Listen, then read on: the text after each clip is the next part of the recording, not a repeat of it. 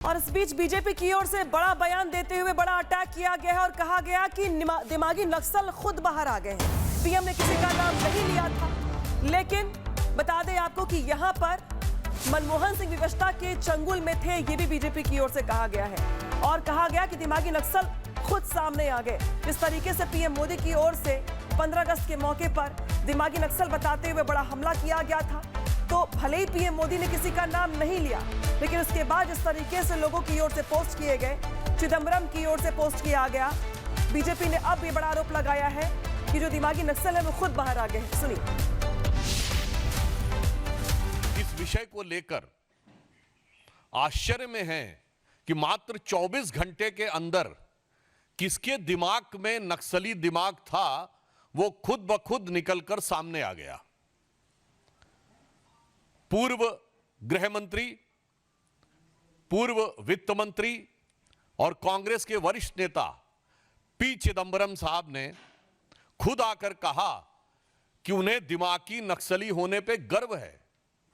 यानी देखिए कितने आश्चर्य की बात है कि प्रधानमंत्री जी ने कहा और इतनी तुरंत प्रतिक्रिया हुई कि पूरे देश के सामने आ गया कि किसके दिमाग में नक्सल बैठा हुआ है और वह स्वयं गर्व की अनुभूति करने लगे।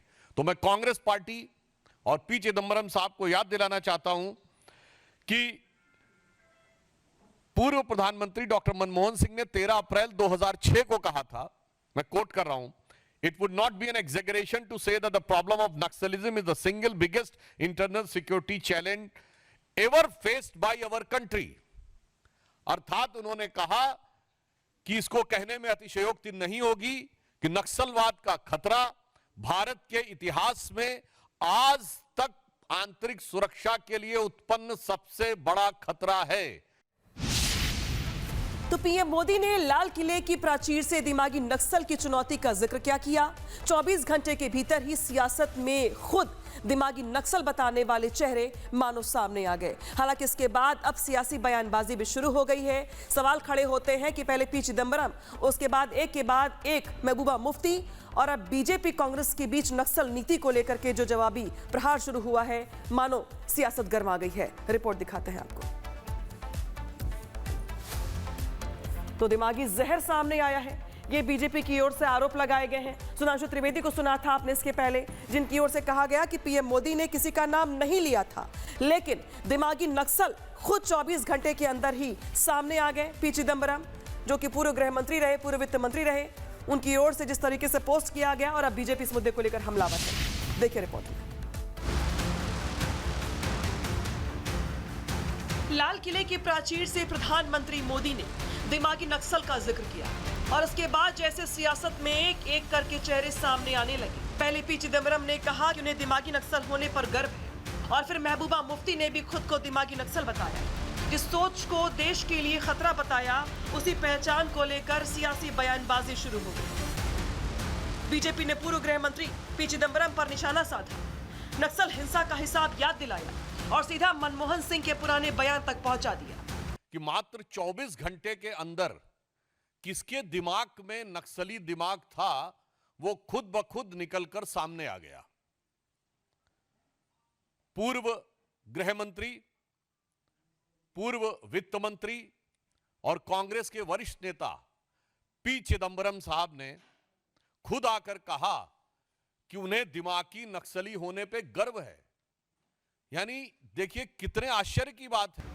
बीजेपी यही नहीं रुकी, दिमागी नक्सल की परिभाषा बताते हुए कांग्रेस और विपक्ष की पुरानी राजनीति पर भी तीखा हमला किया।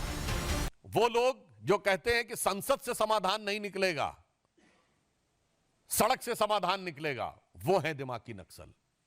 जो ये कहते हैं कि संसद में रेजिस्टेंस से चीजें तय होंगी, वो है दिमागी नक्सल। और ये यूपीए सरकार की super cabinet national advisory council के सदस्य रह चुके हैं।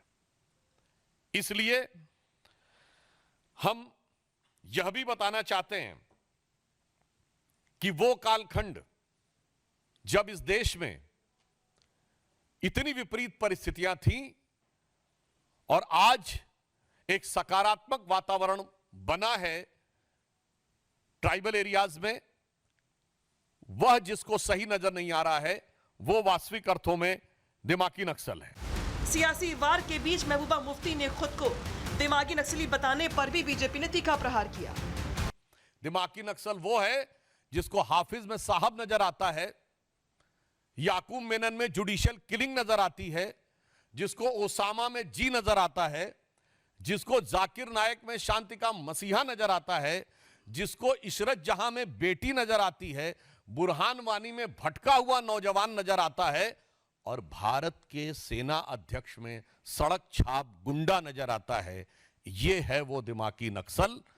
लाल किले से निकला दिमागी नक्सल का मुद्दा अब सीधे सियासी बयानबाजी के केंद्र में आ गया।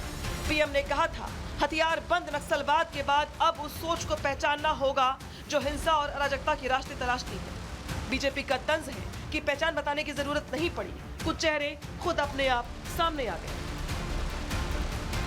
Bureau report, Republic Bharat.